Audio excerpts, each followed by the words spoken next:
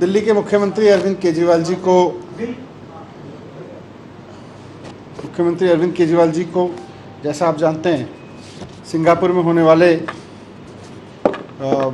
Governance world cities summit में बुलाया गया था और ये वहाँ से रिक्वेस्ट आया था कि क्योंकि यहाँ बहुत दुनिया के लीडर्स आ रहे हैं, एक्सपर्ट्स आ रहे हैं, अर्बन एक्सपर्ट्स आ रहे हैं, बिजनेस लीडर्स भी आ रहे हैं, गवर्नेंस लीडर्स भी आ रहे हैं, तो उन्होंने लिख के भेजा था। सिंगापुर की गवर्नमेंट का न्योता था मुख्यमंत्री अरविंद केजरीवाल जी के लिए और उन्होंने लिखा था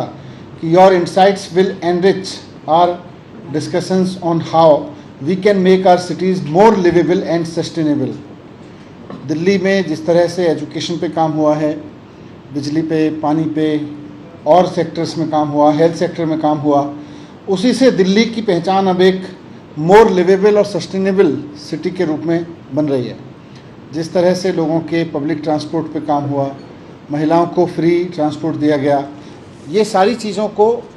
सारी दुनिया बहुत इंटरेस्ट के साथ देख रही है और समझना चाहती है कि कैसे एक बड़ा शहर, वहाँ की बड़ी आबादी को गवर्नमेंट कैसे सस्टेनेबल और लिवेबल मोड में सर्व करती है।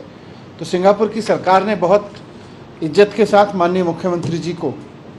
निमंत्रण दिया था, जिसमें फाइल पिछले करीब 2 महीने से 1.5 महीने से एलजी साहब लेके बैठे थे।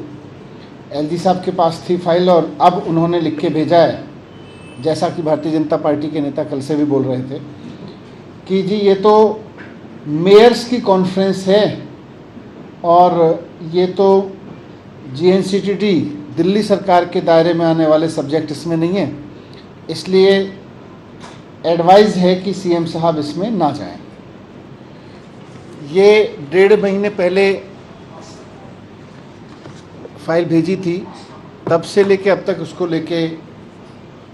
अब ये डिसीजन मतलब एडवाइस वहाँ से आई है। तो उसके बेस पर, क्योंकि ये निमंत्रण जो है वो श्री अरविंद केजरीवाल जी के नाम पर है और बहुत सम्मान के साथ सिंगापुर की सरकार ने उनको निमंत्रण भेजा था कि दुनिया भर के गवर्नेंस के लीडर्स, बिजनेस लीडर्स, एक्सपर्ट्स आ रहे हैं और वहाँ दिल्ली को लिवेबल और सस्टेनेबल सिटी के रूप में कैसे आप काम कर रहे हैं उसका मॉडल वहाँ पे रखें। जाहिर सी बात है उसमें दिल्ली के स्कूलों की बात होनी थी, हेल्थ सिस्टम की बात होनी थी, बिजली की बात होनी थी, पब्लिक ट्रांसपोर्ट की बात होनी थी, बाकी सब चीज़ों की बात होनी थी,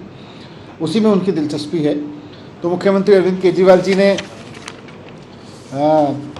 क्योंकि जैसा आप जानते हैं कि किसी भी पॉलिटिकल लीडर के लिए,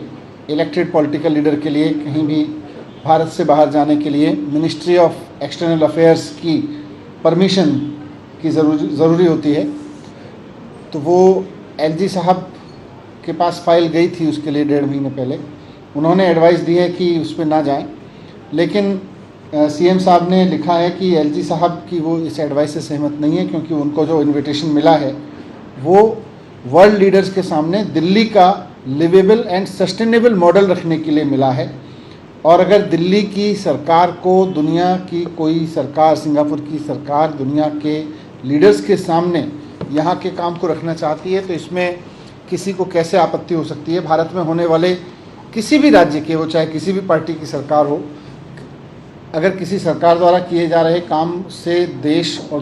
दुनिया के लोग कुछ सीखना चाहते हैं, उसको देखना चाहते हैं, उसमें दिलचस्पी रखते हैं, तो ये तो भारत के लिए गर्व की बात होनी चाहिए,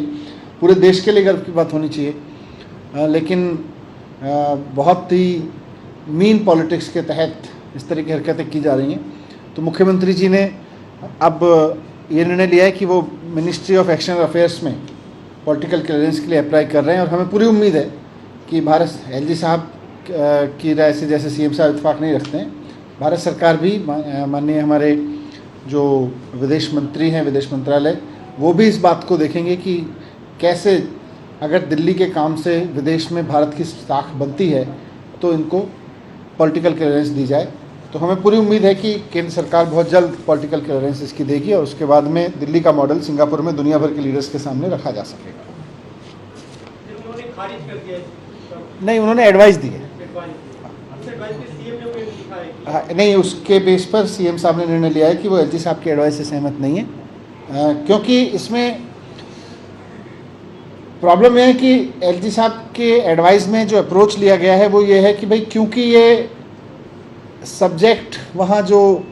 मेयर्स की कॉन्फ्रेंस है, हालांकि वो मेयर्स की कॉन्फ्रेंस नहीं है पर फिर भी कि वहाँ मेयर्स आ रहे हैं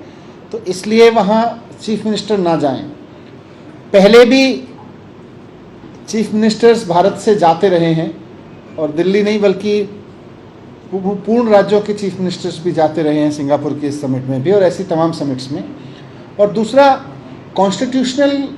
जो डिविजन्स हैं लिस्ट में वो लोगों की ज़िंदगी में सहजता लाने के लिए हैं, एडमिनिस्ट्रेटिव सहजता लाने के लिए हैं। कल को अगर इसके आधार पे ये तय होने लगा कि भाई जो कॉन्स्टिट्यूशन में जिस लिस्ट की गवर्नेंस है उसके हिसाब से लोग दुनिया में मॉडल रखेंगे तो ये तो मजाक बन जाएगा। और फिर प्रधानमंत्री जी आधे से ज़्यादा तो राज्यों के काम के लिए वहाँ जाते हैं, राज्यों के बारे में बात करते हैं, राज्यों की बिजली की बात करते हैं, शिक्षा की और बहुत सारी चीज़ें हैं जिन पे प्रधानमंत्री जाके बात करते हैं। वो सारे तो मुख्यमंत्रियों के दायरे में आते हैं। तो फिर तो प्रधानमंत्री जी भी नहीं जा पाएंगे अगर हम ये लाइन लेके चलेंगे तो।